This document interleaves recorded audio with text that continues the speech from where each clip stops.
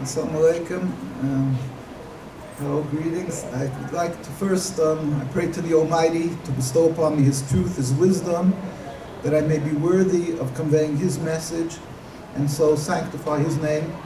And inshallah, with the hope of the Almighty, with the help of the Almighty, to be able to bring peace to the world.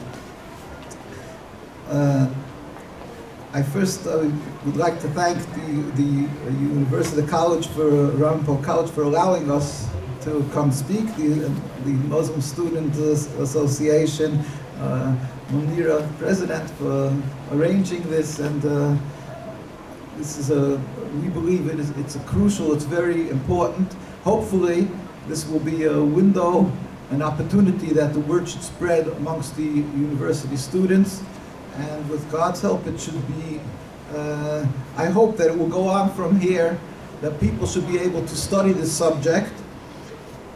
And with God's help, they'll come to the knowledge, the full knowledge that there is a whole different perspective to what you've been taught till today, in almost universally, about the issue of Palestine, about the issue of Israel, about the issue of all the Middle East conflict.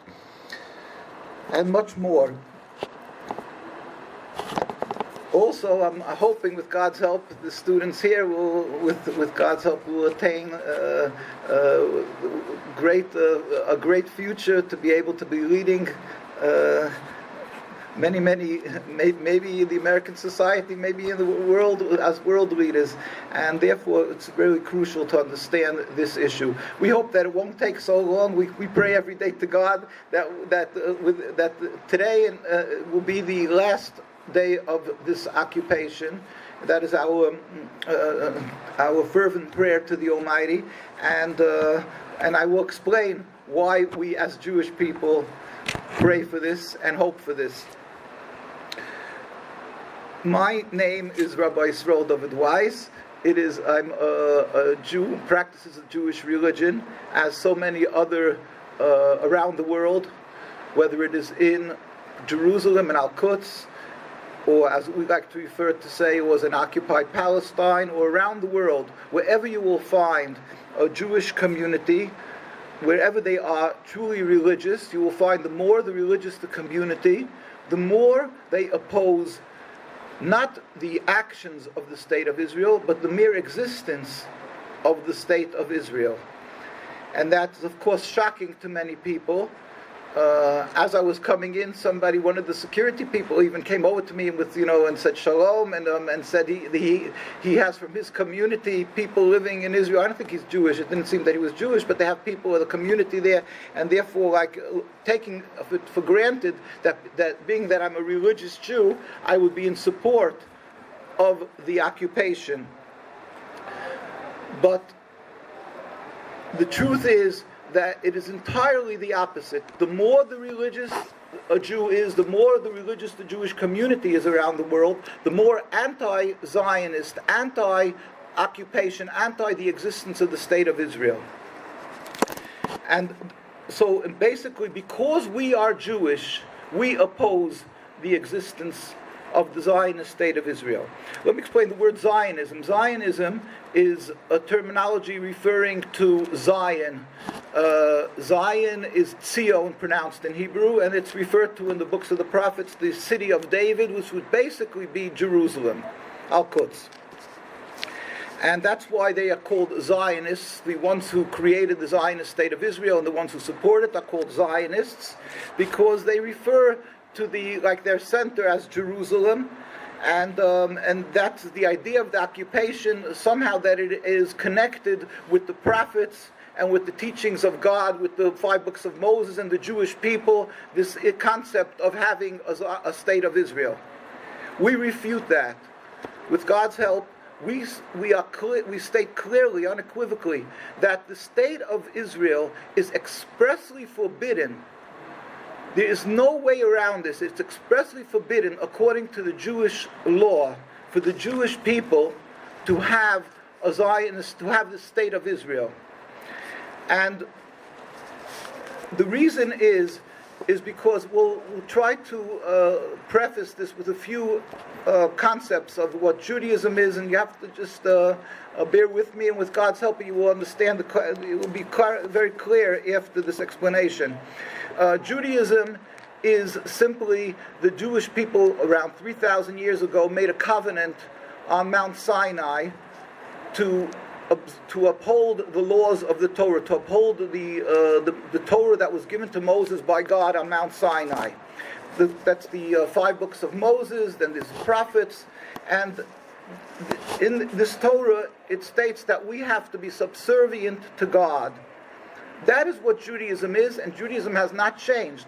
It cannot change. In the 5 books of Moses, we are constantly warned by God that we're not allowed to add or subtract one letter even from our teaching. The whole concept of what Judaism is to be subservient to God and to uphold the commandments, which is 613 commandments. It's many commandments. The Jewish people believe, this is the Jewish belief, not the Jewish people, the Jewish religion is very clear to us that God created the world, that every person was created by God. God rules the world, and He commands that all humanity has to believe that God gave Moses the Torah, which states that everyone has to keep the 7 laws of Noah. In other words, we're all descendants of Noah, and everybody has to keep the 7 laws of Noah. That is to believe in one God, not to worship idols, not to kill, not to steal, not to commit adultery, and to have a court system in every country where we're residing, and not to eat from an animal while it's still shaking, even if it was slaughtered. If a person keeps the 7 laws of Noah, they are a righteous individual. They will inherit the world to come. You don't have to be Jewish to serve God. That's totally not the Jewish belief or in our religion. Judaism was simply that we made an extra covenant with God, that we will keep 613 commandments, this covenant we made on Mount Sinai. So again, as far as a Jew is concerned, all humanity, as long as they believe in God and don't worship idols, etc., then they are not. They will inherit the world to come. You don't have to be Jewish. We do not encourage people to become Jewish because it's many commandments. It's very complicated. But as a Jew, we have to strictly adhere to the laws of the Torah.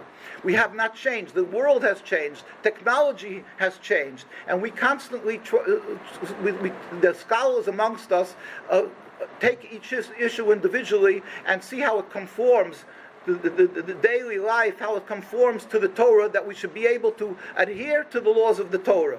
That meaning, for instance, in the Torah, we are not allowed to use, it says on the Sabbath, we have to rest on the Sabbath to remember that God created the world 6 days and rested on the Sabbath. Therefore, we're not allowed to make fire, it says in the Torah, on the Sabbath. It's one of the 10 commandments. So now when you have electric, or to use a car, so we don't drive a car on Sabbath. We don't turn on the electricity on Sabbath. Why? Because the rabbis considered this, that it's fire. It has to do with fire, electric. So therefore, it is forbidden for us. So that means, in other words, as the time changes, we conform ourselves to the Torah. We don't change the Torah. We cannot change the Torah. It's not ours. It was given to us by God. What is Judaism again? To be subservient to God. One of the issues that God commanded us when we went out of Egypt and 3,000 years ago, and we took this covenant, we made this covenant with God, was to go into the Holy Land. God wanted us to go into the Holy Land and serve God in the Holy Land. But God warned us many times in the Torah that we should be careful, because it is a very holy land.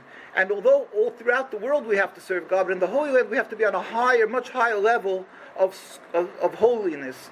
And if not, then the land will reject us, like a body rejects.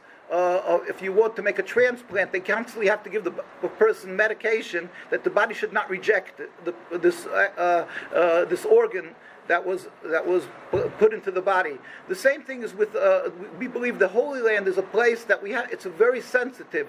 We have to, and God warns us that we will be rejected from the land if we are not on this high level of holiness that's required. We were warned by the prophets, if we went into the Holy Land. We were warned by Jeremiah, Ezekiel, Isaiah. We were warned many times that we are not on that level that's required to be, and God is warning us we will be rejected.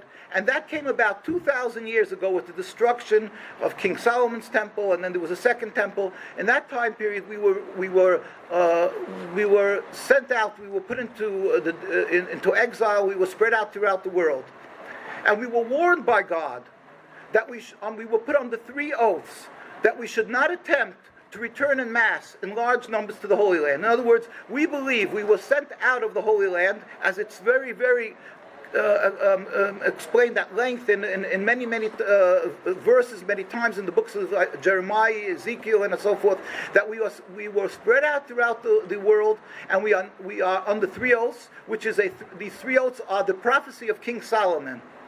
And he made a book called Shir HaShirim, Song of Songs. And in this prophecy, we were warned we should not.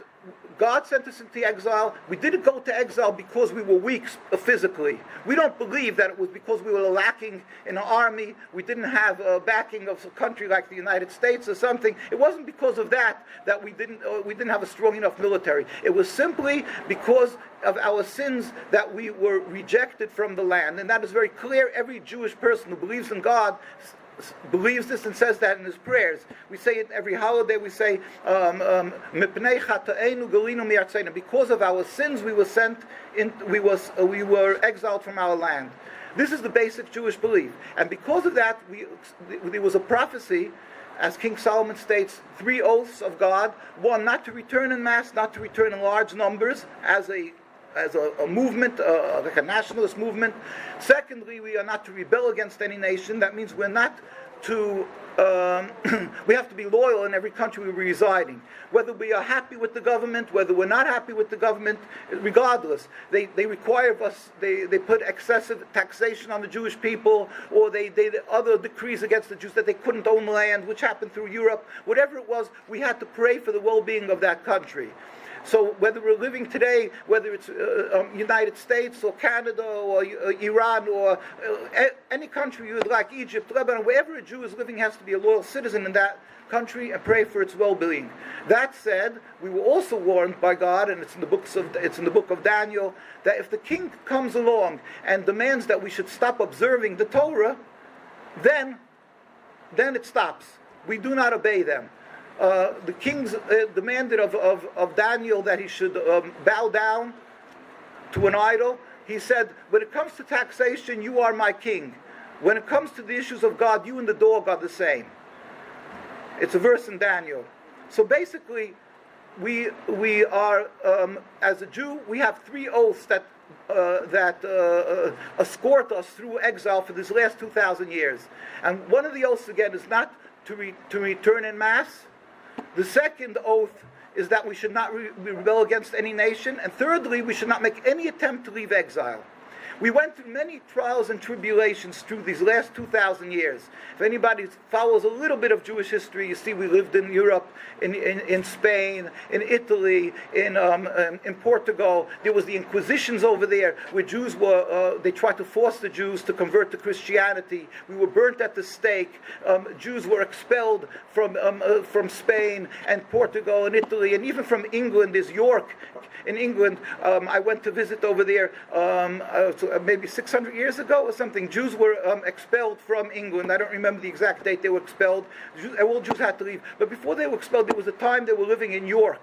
And they bought protection from the government over there. The Jews, then all of a sudden a bunch of people came, and the Jews ran for protection into the fort, which is in the middle of the city.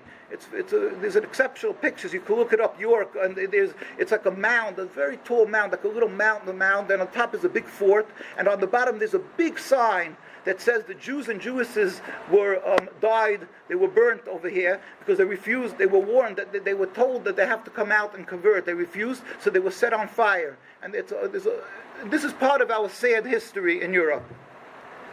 So Jews gave their lives to uphold the Torah. We've been doing it for 2,000 years, and we went through many trials and tribulations. Although we went through many trials and tribulations, we never attempted to leave exile, because we knew that it's God's world. God is the ruler of this world, and He put us under oath and that we should not return and create our own sovereignty.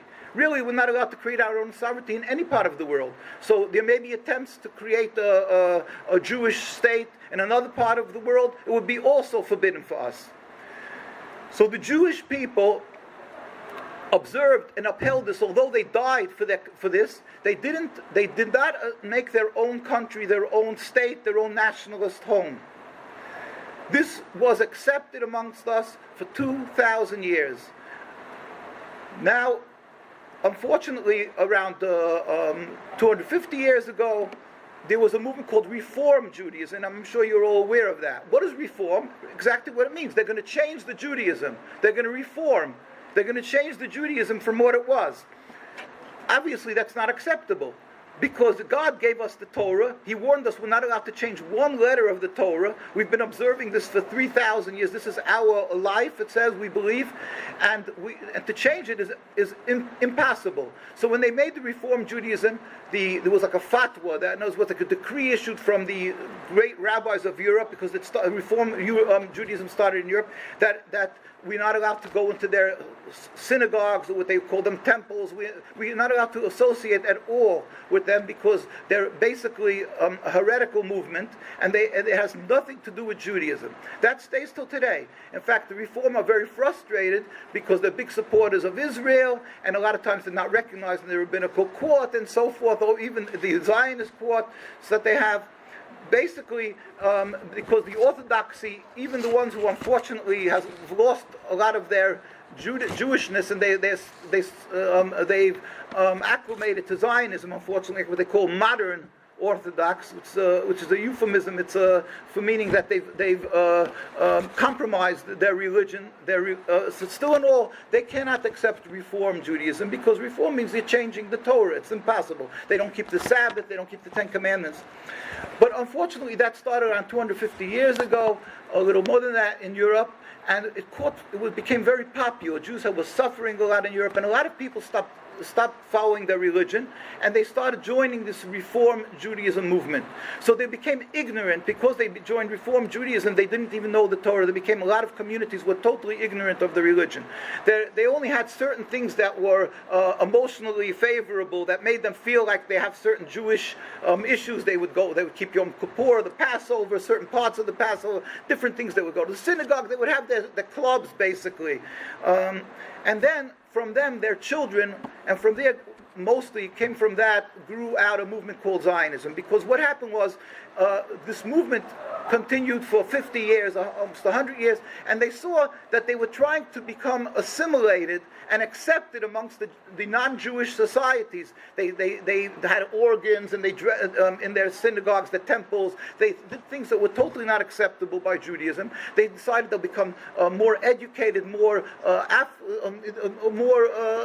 assimilated into the high society of Germany and so forth, and that way they'll be accepted and they'll stop being anti-Semitism. It totally didn't work. So there was the Dreyfus Trial. I don't know if you heard of Captain Dreyfus. He was a French captain, and in the end of the 19th century, and he was accused of espionage, and there was some writer who studied the case, and he's decided that something's wrong here. It's fishy, the whole story. And he started delving into the case, and he realized that this captain who was accused of being a spy, he was Jewish, and the only reason they took him to be accused because they were trying to whitewash themselves. Somebody who was in a higher rank, who was and he was a Jew. They took the Jew, and so he started writing against this, and it became the main topic in France. And all of a sudden it started swimming up anti-Semitism. People started speaking about the Jews. It became a very ugly subject. At the end, it turned out he was totally innocent, this Captain Dreyfus.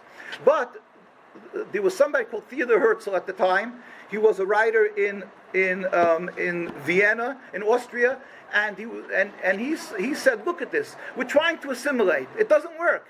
So let's try another way to solve our problems. We're going to make our own state.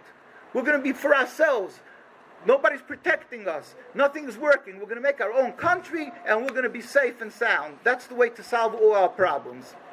Basically, he ignored totally the words of the Torah, the words of Judaism. That was the basics that was accepted for now 3,000 years, that Jews gave their lives for 2,000 years. We were burnt at the stake because for us, our body, we have a physical body. But every Jewish person believes that there's a soul and we have to serve God, and the body is only a tool to be able to do the commandments of God. And therefore, we're ready to sacrifice our body, and that goes is a lot in order to keep our soul alive. We're ready to die to be able to serve God. That's the first thing by a Jew, and we say it every day in the morning and at night. Here is your God is our God. God is one, and we teach our children that we have to die for this cause. And Abraham was thrown into the fire because he believed in one God. He didn't want to. So this is what our life is all about. Zionism came along, and they totally. They have this shell, what they call Judaism. It's a new type of Judaism. It was based on reform. Basically, that as long as they have Christians have their religion, they have their religion, but it has nothing to do with the Torah. They've taken God out of the equation, and it's only like a movement. They made it so they decided it's a nationalism, and so they dropped the whole concept of what Judaism is. They still have the shell, the outer shell. They'll have their rabbis, they call them reverends or rabbis, and they'll dress as rabbis. They're totally ignorant, many of them, of the laws of the Torah, but they definitely don't uphold the laws of the Torah. And they decided they're going to make a state. Assimilation didn't work properly for them. In Europe, they decided what we will do is another concept. It's a 180-degree turn from that, because assimilation was to be, you shouldn't remember that we're Jews. Zionism came along and they said, no, we're going to make our own state and prove that we're not less than anybody else. Just like the Italians have Italy, and U.S. citizens have the United States, and Canadians are proud Canadians. We're going to show we have the best Olympic team. We have gold. We win gold medals. They're constantly talking about they have Nobel Prize winners and this and that, and they have one of the strongest armies and so forth. They're a proud nation. All of a sudden, the whole concept of what Judaism is, to serve God, to be subservient to God, to keep the commandments, is totally not there. It has no place. They ridicule it. In fact, they're constantly proudly talking about that they're the only democracy in the Middle East. They're busy with the democracy. Democracy means, and they flaunt this, that you don't even have to observe the Torah. If anybody reads the laws of the Torah, a Jew is responsible that their brethren, the sisters and brothers, everybody has to keep the Sabbath. If you would have gone to Palestine 100 years ago, over 100 years ago, and even less than 100 years ago, they used to blow a horn before the Sabbath, and they would go around the rabbis in the streets, and all the stores would close. In Jerusalem, all the stores closed. I mean, the Jewish quarters, like 2 hours before the Sabbath. There was no such thing that a store was open. There was no such thing that horses, or maybe there was cars even at that time already, would go through the streets. And you can ask old people about this. They're still alive. People remember this.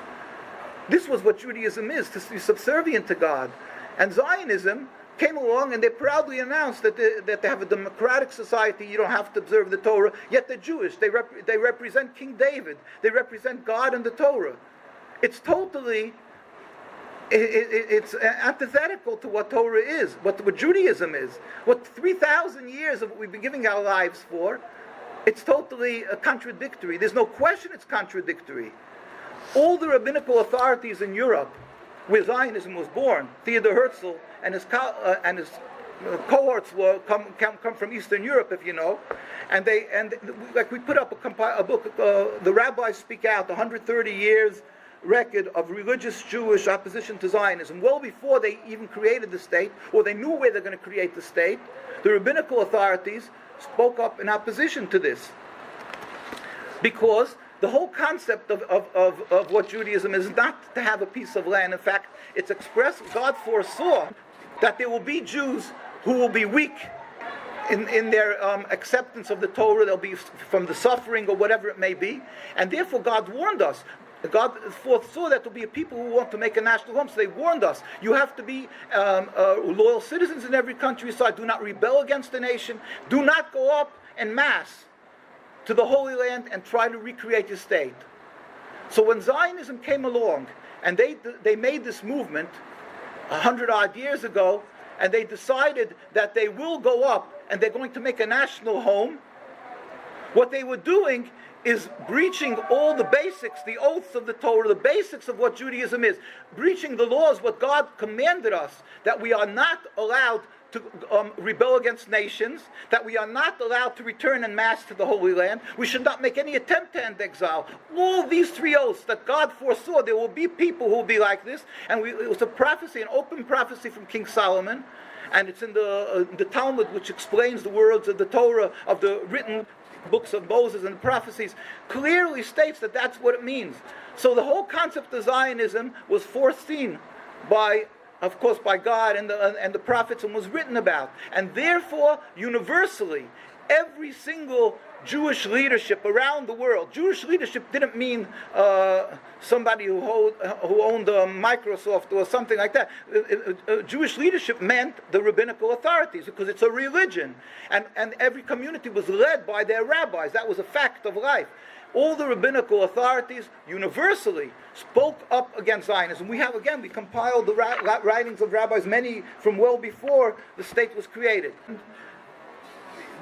I'm just going to mention maybe one, the Chafetz Chaim, who was the Chafetz Chaim was the I'm mentioning him because he was the you may say like one of the greatest codifiers of Jewish law. He was from 1839 and passed away in 1933 from the Spurim. So he was before the creation of the state, which was in 1948. And he wrote about this concept of Zionism. Everybody, universally, anybody who knows anything about Judaism, everybody lives and breathes by his laws, the way he codifies the laws. And he wrote, the Zionists are dead limbs of our people, which causes the entire body to rot. I'm only quoting one, of course there's so much more. In other words, Zionism was looked at as something unacceptable, a rebellion against God.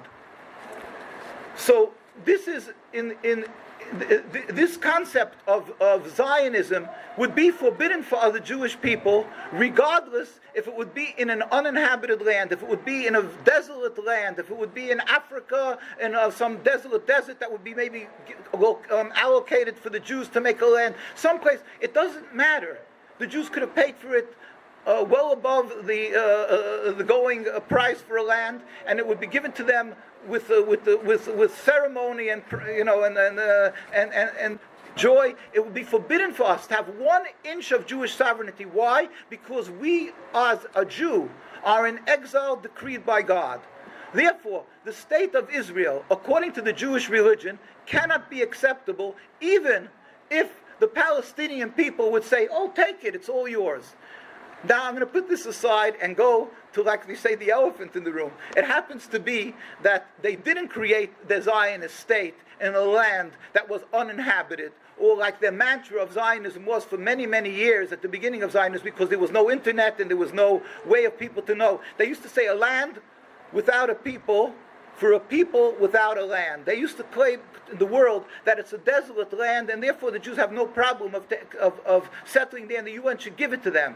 Because after all, it's a people without a land, a people who suffered so much, and you should give them the land. And therefore they said it's a land without a people, which is a blatant lie, and it's a tragic lie, because there were many communities. In fact, the majority of the people living in Palestine and the areas around, also of course, in Palestine was the Muslim community, and then there was a Christian Arab community, and then there was a Jewish community, which is the third community. Again, the Jewish community was a very religious community, living there for hundreds of years, totally observant of the Torah and anti-Zionist. We have the writings of the chief rabbis of Palestine. We have, again, you can go to our site, NKUSA. We compiled many things. We have the traditional Torah opposition to Zionism. We have compiled historic documents. So we have from in the 1920s. July 7, 1920, Rabbi Sonnenfeld was the chief rabbi of the Jewish community of Jerusalem, and which was basically of the whole of Palestine. That was the head community.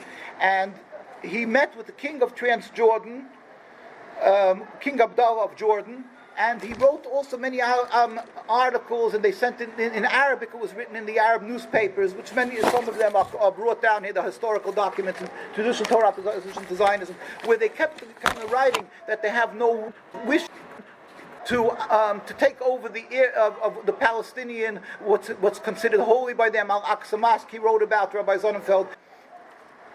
We just became aware of, while I was here actually, before they found a newspaper from July 9th, 1897, the Gazette in Montreal.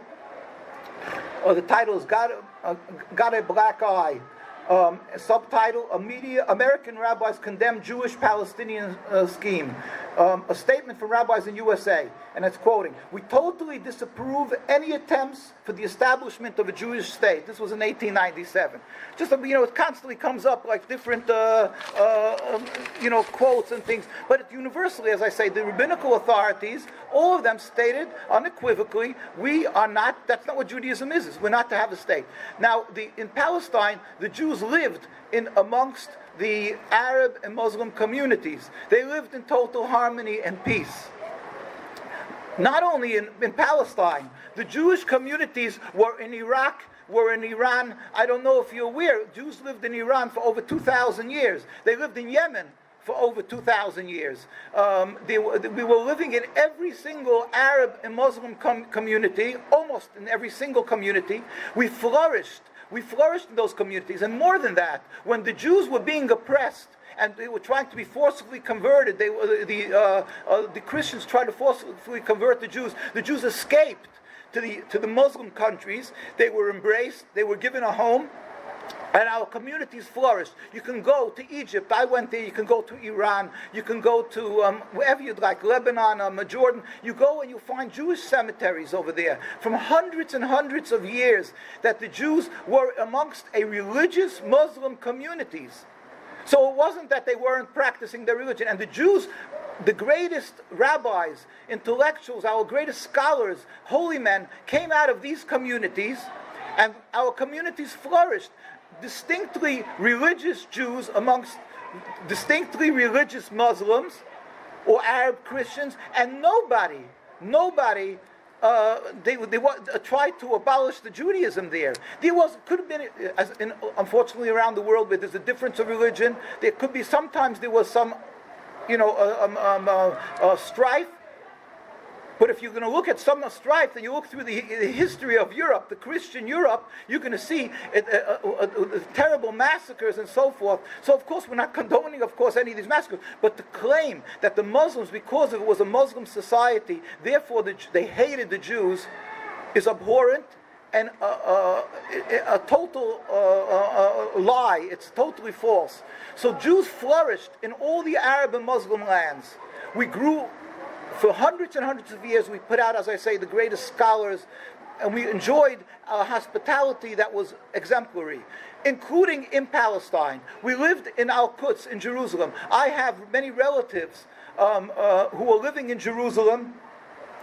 And they're still today, even there's many of our members of our religious communities. They're living throughout occupied Palestine, that were living there for hundreds of years, literally hundreds of years, and they were anti-Zionist. They were living, in other words, they weren't for this nationalism. They were simply, basically religious Jews. And when Zionism encroached upon Palestine, because they decided to create their state in Palestine, the Jewish community stood in opposition, in vehement opposition to this occupation. Again, Jews lived in the same courtyards as the Muslim people. They babysat each other's children. The most precious thing a person has is their child, and the mothers entrusted their children when they went to synagogue. They entrusted their children with the Arab neighbors. The Arab neighbors entrusted their children with the Jewish neighbors. They lived as brothers and sisters. I went to Yemen. We traveled to Jewish communities that was closed off from the Zionists till they opened the doors like maybe 30 years ago. But it was totally sealed because they were anti-Zionist, and yet they let the anti-Zionist Jews go there because we were able to prove to them that we're not Zionists. And we went to Yemen for maybe 40 years in a row. We went every year, and we went to visit Jewish communities. And when we would come, the Arab neighbors used to stroll into the houses of the Jews and sit down with us. It was like a brotherhood. They sat together. They chewed their gat. They smoked their hookahs over there. They sit together. It was total peace. It was each local area had their sheikh who protected the Jews. This was the history, the narrative of Jews and Muslims living together. So it's clear, if it would be an issue that Jews and Muslims cannot live together, then it would have exploded. Jews would have been massacred in all these Arab lands and in Palestine when it was under the Turkish, the Ottoman Empire. But that's not the case. On the contrary, we lived flourished and grew and continued to live peacefully for hundreds and hundreds of years under the Ottoman Empire, and together as distinct Jews amongst distinct Muslim people. Now all of a sudden, a movement started 100-odd years ago called Zionism, which was a transformation from religion into nationalism. In fact, they made their first meeting in Basel, Switzerland in the 1890s. You have to look, you can look it up. The first Zionist Congress. You look at the picture over there of that Congress, that meeting, and you'll see something that's shocking. This is, of course, it's too small, but you look at it. It's the first Zionist Congress in Basel, Switzerland in 1897. You'll blow up the picture. You'll see there's nobody with covered heads. The whole top row and amongst the people, you won't find people covering their heads. This is supposed to be a Jewish Congress. A Jewish Congress means to be subservient to God. Every Jew, it happens to be in our law books that we have to cover our head to believe that there's a king above us. And yet they're sitting there creating supposedly a national Jewish home, a historic event. They're going to take back the Jews who are suffering 2,000 years, and they make a national Jewish Congress supposedly to recreate a Jewish home, a Jewish state, and yet they're all sitting there with their heads uncovered. They're totally anti-religious. They made their, what would be their Declaration of Independence. They didn't even put God's name into it. And they had a fight with some religious Jews. How could you not put God's name? At the end they had Sur Yisroel, the stone of Israel, as a compromise. They didn't want to put it. They hated God. Theodor Herzl, in his writing, and he has his diary, and again it's in the Torah, traditional Torah opposition to Zionism, historic documents we wrote. You can look it up in his diary. It's page 14 in his diary, and I'm quoting him. Theodor Herzl was the father of Zionism, the one who's the creator, one of the basic creators of this concept of creating a Jewish home. And he writes, the way to solve the problem of anti-Semitism is, again, I want to preface that it was right after the Dreyfus trials. It was at that time when there was a lot of anti-Semitism. People openly spoke about their anti-Semitism in France and so forth, and they saw that reform, assimilation is not working. They decided to create a Jewish state.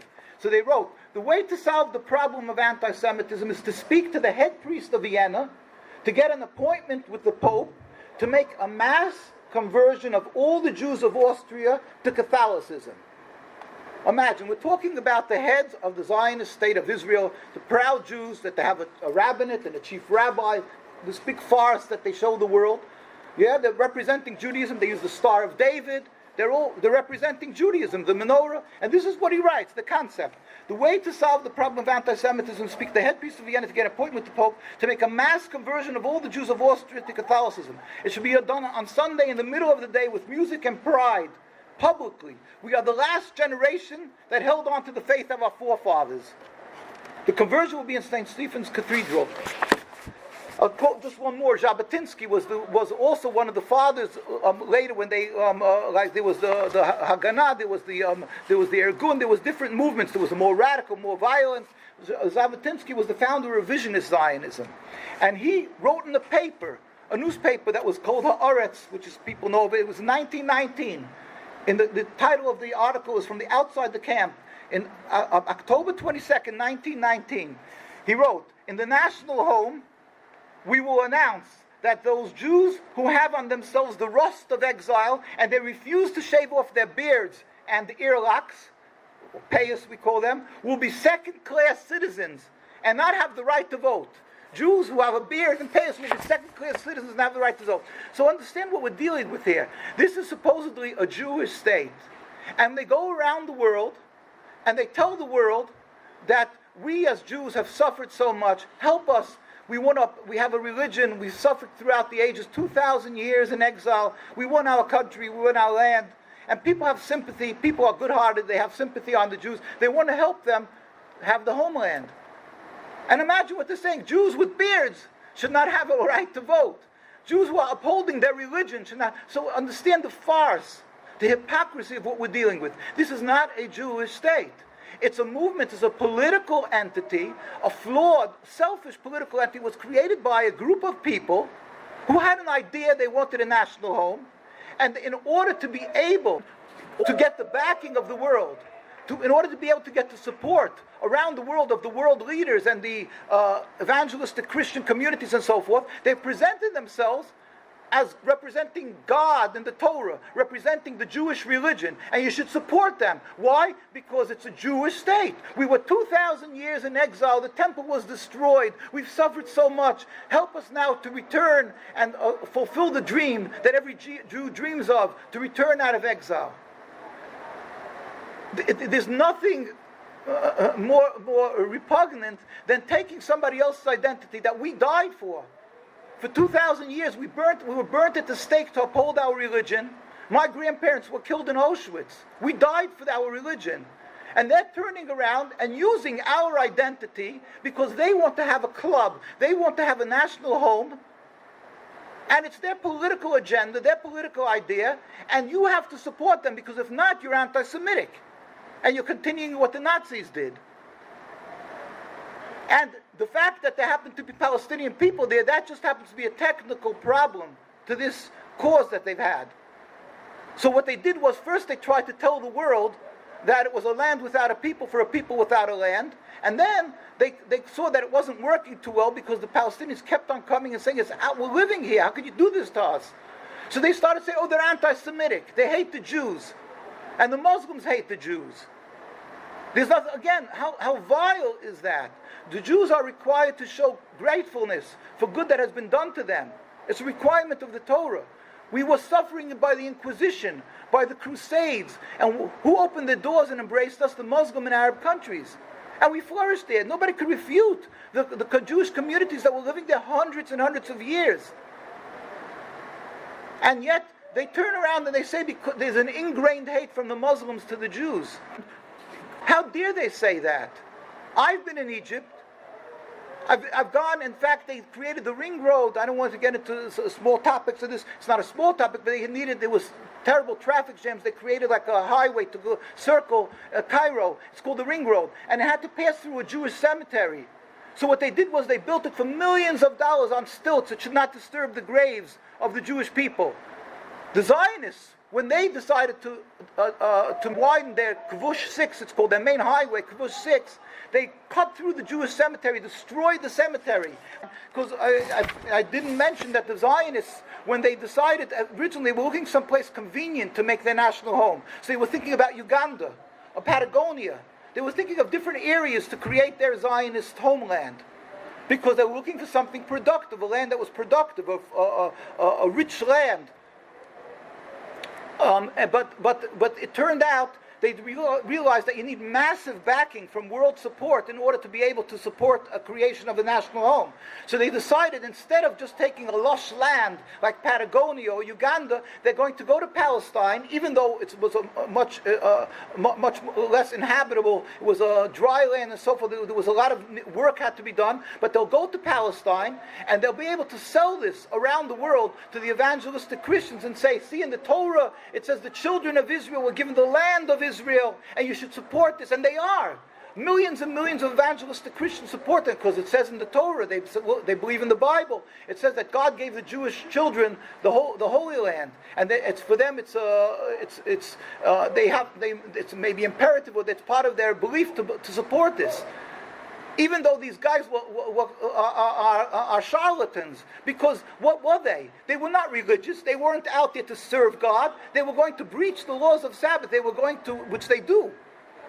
The stores are open on Sabbath. It's considered one of the cardinal sins not to observe the Sabbath, because we believe God created the world 6 days, and the seventh day He rested.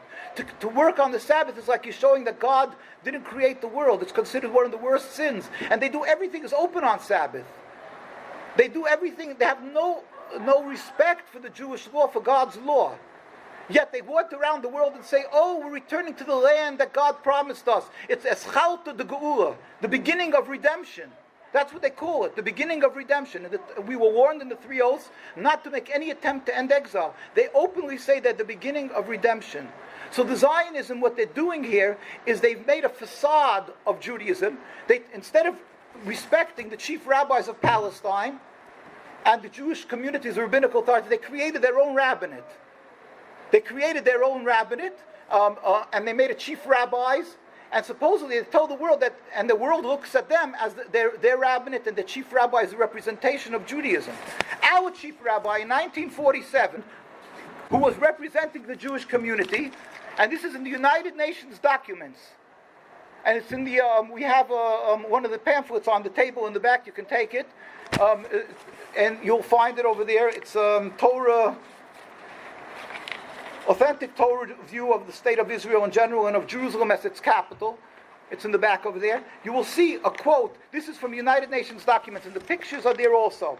It says, we furthermore, this is Rabbi Yosef Tzvi, who was, after the 1920s, Rabbi Sonnenfeld had passed away, who I mentioned before was the chief rabbi. Rabbi Yosef Tzvi was the chief rabbi at that time of the Ashkenazi community. And he went with a delegation to meet with the delegation of the United Nations that had come to the Palestine to discuss creating a state. This is 1947. The state of Israel was ratified by the United Nations in 1948. In 1947, July 16th, 1947, the chief rabbi Dushinsky of blessed memory pleaded in front of the United Nations delegation. He said, we furthermore wish to express our definite opposition to a Jewish state in any part of Palestine. Again, this is a very religious rabbi. If it would be the will of God, how does he go when the United Nations is ready to bequeath and give the Jewish people their dream of 2,000 years old? He goes representing these Jewish communities of hundreds of years of Jews in Jerusalem, and he pleaded with them, we furthermore wish to express our definite opposition to a Jewish state in any part of Palestine. End of sentence. No, we want it this way or that way. No Jewish state.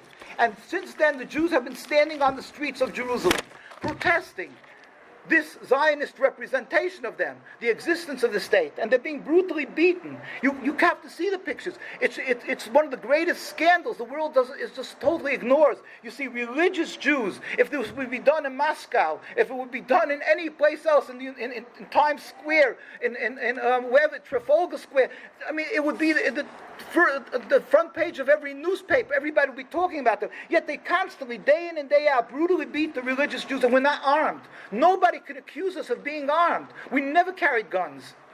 And you never see that. You'll never see that they say that a Jewish anti-Zionist Jew killed a Zionist soldier, although we were beaten and assassinated our rabbis. We can have lists of rabbis who were assassinated from the 1920s. We had a Dr. Dahan. There's a monument of him in Denmark. He was close with the king of Denmark. He was a scholar, Dr. Yisroel Dahan, and he went to Palestine. He thought it means to become a good Jew was to go to Palestine, become a Zionist. And he was embraced by the Zionists in the 1920s. He went, and he was a very serious person. The king of Denmark escorted him out of Denmark when he went to Palestine. Again, there's a monument from him. He was a poet, he was a diplomat, he was a very gifted person. He went to Palestine, was for a brief time together with the Zionists, and then he became aware that the Jewish community, who were truly Jewish, religious Jewish, were anti-establishing a state. So he became close with the chief rabbi of Sonnenfeld that I mentioned in the 1920s, and he said to him, the world doesn't know what's happening here. I am going to go to Parliament. I'm going to go in 1926, and he started representing the Jews that they shouldn't be, because they were requiring of the Jews, the British, that the Jews have to be under the auspices of the Zionists. He said, and he fought that the Jews shouldn't have to be under the auspices of the Zionist leadership, because at that time Britain, this was after World War I, was putting the Jews, it was under British mandate. They wanted every Jew that should be under the rule, under the control of the Zionists. Imagine a Jewish community was there hundreds and hundreds of years, a movement of non-religious Jews, people who are transgressing the Torah, irreligious, who we considered heretics, and all of a sudden every Jew has to register under them. Dr. Dahan of blessed memory, God should avenge his blood, stood up and got us extracted from this deal of Britain. And then he said, I'm going to go to Parliament. There's Haganah, they warned him that they're going to kill him. They're going to assassinate him if he's not going to be still. They shot him in cold blood Haganah in front of the Sharat Zion hospital in 1924. You can see the pictures of his of the procession, his funeral procession of tens of thousands of Jews. The Jewish community all went to escort him to his final resting place. And since then, he didn't say, I'm going to go shoot anybody. And so since then, Jews stand out and demonstrate. Because that's the power is in our voice. We stand out on the streets and demonstrate. And here you can see they're driving with horses, trampling Jews, smashing their heads. They're driving with cars. You can see this. They old rabbis, young people, you can see, look, the crowds. Again, this is not a place that you can see this Gold Tower site. You can see women. Tens of thousands of Jews demonstrating. Here we took up with the last chief rabbi in 2002, after the other one passed away. You see over 100,000 people going out to greet him. This is the movement that we have. You go to Canada, you go to the UK, here in New York. The largest religious communities, they live right across from Manhattan, for instance, in Williamsburg, Brooklyn. Tens of thousands of Jews. If you go to Williamsburg, Brooklyn, there's not one single Israeli flag. If you go to Stanford Hills in London, that's where the most religious community is, there's not one Israeli flag flying. Why is that? Because the more one is religious, and he knows his Jewish religion, he's true to his Jewish religion without compromise, he will not accept the existence of the state of Israel. We cry with the people of Palestine. We feel their suffering. As Jews, our rabbis lament constantly their yasin, the terrible tragedies that have befallen the Palestinian people, that the Zionists came, and in order to gain control, so the first thing was they intimidated and they drove people out of the homes, and they claimed the homes are empty. We as Jews, we went, many of our rabbis, many times throughout this long, sad history of the Zionist control. We went to different Arab towns, Arab leaders, as I mentioned, in the 1920s and in 1947. And also, furthermore, then when they created the Palestinian Authority, we had our rabbi who represented us in the Palestinian Authority, Rabbi Hirsch of blessed memory. And what the Zionists did was they poured acid in his face. He lived in Jerusalem. He was blind in one eye. He passed away like 2-3 years ago. The boys and girls, there's mandatory service in their army. We refuse to serve in their army. Our boys and girls are beaten. They're arrested. Today, there's girls sitting in prison there. Boys and girls. Children, you can see, they're brutally beaten. It's scandalous. This is ongoing. There's no reason. There's no excuse for this. And yet the world is silent. Again, it would happen only once in another community. Why is it like that? Because people confuse the concept of Judaism and Zionism. So they think it's like a domestic dispute or something going on here. A domestic dispute, so people don't mix into this. It's too complicated. And if they're going to get involved in this, then you're anti-Semitic. So now we had in England, there are people who's being accused of the leadership over there. Or you would have Emmanuel Macron in France, the president, who said that anti-Semitism is anti-Zionism is anti-Semitism. You have laws here in the United States that are being passed that anti-Zionism is anti-Semitism. It's mind-blowing. How could they say that when you have the most religious communities here in the United States that are anti-Zionist? The people we died, our families, most of our families were people who died in Auschwitz. We know what anti-Semitism is. How could they do this to us? How could they put us into the same basket of Zionism, and then automatically we are sort of responsible for the actions of what the Zionists are doing? We cry with the suffering of the Palestinians. We went to Gaza. We went a few times to Gaza. We brought medical aid and so forth. We went in and our rabbis in our synagogue speak about this. We stand together with the Palestinians and demonstrate, because they're suffering day in and day out for not since 48. But from the beginning of the 20th century, at least, the Zionists started coming up and insidiously, sometimes they bought land, but because the Arabs didn't know that when they're buying oil, they thought it's just like Jews who bought land for hundreds of years. They didn't realize this is a movement with a plan to take over the land. And when they started realizing it, they refused to sell. When they refused to sell, or even without them having to refuse to sell, the Zionists came and intimidated, or they went to Deir Yassin, a peaceful village that was living in total harmony with their Jewish neighbors, and murdered them. And so they did to hundreds of other Arab villages. We are humiliated in our communities. We are frustrated because our voices are not heard. We've been demonstrating from day one till today. We stand on the streets and demonstrate. We are accused of course, by the Zionists of being self-hating Jews. How ridiculous! What does it mean, a self-hating Jew, when we are the ones who proudly observe the Torah openly? We don't hide the fact we're Jewish. We keep the Sabbath. We are the ones who created Hatzalah, the free ambulance movement around the world it is already today. We go to hospitals, we have Bikur Cholim, visiting the sick, not only Jews, but other people who have needs. We have all the organizations started. We are flourishing Jewish communities. When they're busy about their numbers are dwindling, our numbers are rising. We are proud of our Judaism being subservient to God. Yet they dare call us self-hating Jews. They ridicule us of being fringe. We're fringe. We come to our communities.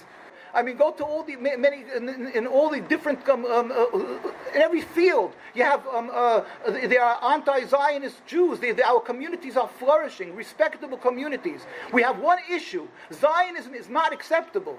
Occupation is not acceptable. In the Torah it says, "Thou shalt not steal." Beside the issue of we're not allowed to have a state, like I said, there's the elephant in the room. We're not allowed to have a state even if it would be in an uninhabited land. But to take the land from others, and then the Torah states clearly, "Thou shalt not steal, thou shalt not kill." We have to show gratitude for the done to us on top of all of that.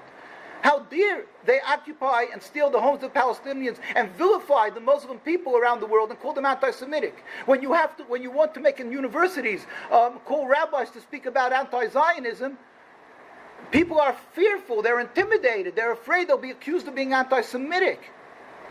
Anti-Semitic, I'll tell you what anti-Semitic is. Anti-Semitic is when you walk around the world and laugh at the suffering of the Palestinians and create a rift and a hate of the Muslims to the Jews.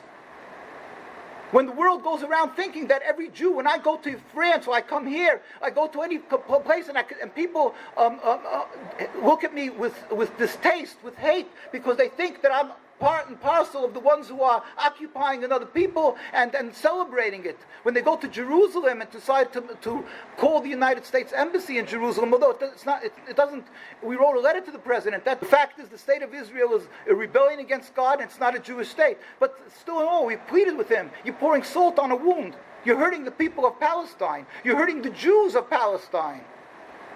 We are around the world.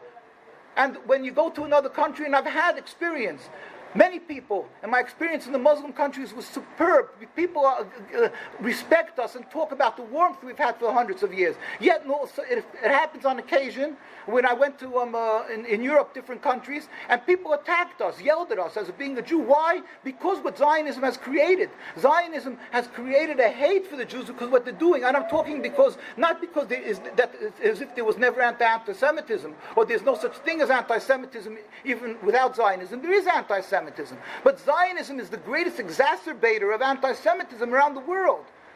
There's 1.5 billion Muslims, and they're ummah. They know to protect one another. And you come along, and they think, and the Zionists walk around with their chief rabbi, with their rabbinate, and tell the world that they are representing the Jewish people. And you don't hear the Jewish voice that opposes them, so then they automatically think that the more religious a Jew, the more they support it. They could walk around the streets with their heads uncovered, beard, with their not dressed modestly, not dressed as a Jew, and they don't care because they'll get up in the parades with their police protection and say they're Zionists and laugh what's happening in Palestine. And then they'll walk on the streets and nobody will know they're Jewish. We walk on the streets around the world and everybody sees we're Jewish, and then people accuse us of perpetrating this crime against the Palestinians. That is anti-Semitism. They are creating anti-Semitism and causing our bloodshed. How much blood has been spilled because of the will to perpetrate the existence of the Zionist state of Israel? How much People have to be slaughtered on the altar of Zionism. It's a land, you're having a state, a homeland, against the will of the majority of the people that were living there. The Palestinian Muslim community, the Palestinian Christian community, the Arab neighbors. They're coming as interlopers, they're coming in as a foreign movement of people and demanding that they should have the control. And people die because of that. So the Zionists say, oh, this will pass, there'll be the 67, there'll be the Oslo Accords, and this and that. Every 10 years it doesn't pass that there's not a major war, and more bloodshed, and more bloodshed, and more bloodshed. We're not condoning the bloodshed. But every action brings a reaction. If you're going to go and oppress the people, they're going to respond. What do they expect when you take people and make checkpoints and people are waiting on the lines and that people are pregnant and people have to have dialysis and medical treatment and have to wait for hours on the line and some young whippersnapper, somebody 17 years old, stands there with a gun and laughs at an old man and takes his respect away from his family and says, you wait, and then they close it for the day, the checkpoint. How much could people suffer and not expect the result? Again, we're not condoning the violence. But if it would be done and if the Chinese would come and take over Rhode Island and say, you have so many other states, what's the big thing? We only need one little property here. Every American would stand up and oppose them. We're not saying that's the way. God forbid more bloodshed. But to claim that there's innocence in this occupation, they are the ones, their hands are covered in blood. Muslim blood, Christian blood, Jewish blood, Palestinian blood. They're creating, exacerbating anti-Semitism around the world. And then they put pressure on the leaders of the world, who some of them understand it, some of them maybe didn't delve into the issue, and they get the backing of the Zionist movements, that they have powerful movements. Nobody is accusing them of being inefficient. That they are. They have AIPAC. So every single politician, Democratic, Republican, has to bow to the altar of Zionism and come show their support. Why? They come here and they say anti-Zionism is anti-Semitism. Why is anti-Zionism anti-Semitism? When our blood is being spilled because we refuse to serve in the army, how many Jews? Tens and tens of thousands of Jews are dying. They're standing there, they're demonstrating day in and day out that we don't want a Jewish state. We pleaded with the United Nations, the records. Why could they say that against the will of the United States citizens, the most religious communities? Something is wrong here. So we plead with people around the world to understand this. I mean, the issue about speaking against the Zionism, hopefully in the United States and other lands, it flies in the face of democracy, of free speech. But we plead that people should understand. This is just a window, an opportunity for you to follow. There's so much more in our writing. We could delve into the time of the Holocaust. I just mentioned the first president of the Zionist state of Israel.